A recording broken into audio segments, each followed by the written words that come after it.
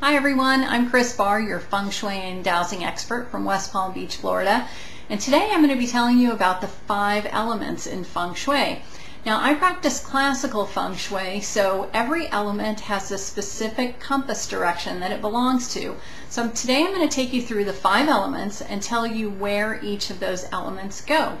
Okay, the first one that we have is fire. And my candle's about to burn out here, but the fire element is the beginning of the cycle, and fire, when it dies out, produces ashes. So we say in Feng Shui that fire creates earth. So the earth element can be something like a crystal, it can be a piece of pottery, it can be anything made of the earth element. Then earth produces metal. So metal is the next in the cycle of elements, and you can use metal bowls or metal wind chimes. That's often a popular one to use for metal. Then metal, when it gets cold, produces water. So water is the next in the cycle of elements. And then water, in turn, feeds wood. So wood, as in plants, are often the other element that are popular in Feng Shui to set up the area associated with wood. So let me take you through each of those areas and tell you which element goes where.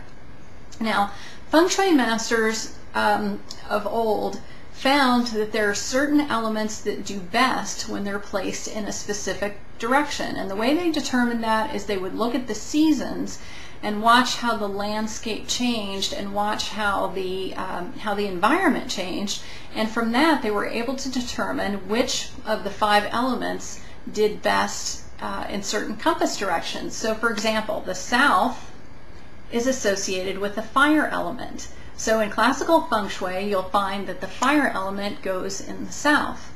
Then we have the earth element, which again can be a crystal, it can be pottery, it can be anything made of the earth. That element is associated with 3 directions. It's actually associated with southwest, the center of the compass bagua, and also the northeast. So that's where you want to put your earth elements. The metal element is associated with the west and the southwest, so that's where you find the metal element. Then we have the water element, which is associated with the north, and you can use actual water like this, although it looks kind of clumsy, doesn't it?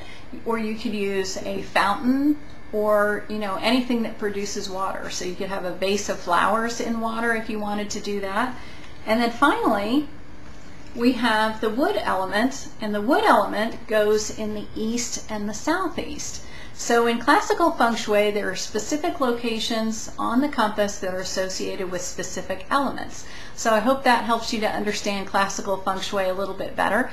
Next time, I'm going to be telling you which colors go in which direction, because each direction has its own colors that are associated with it as well. So until then, I'll see you next time. Bye.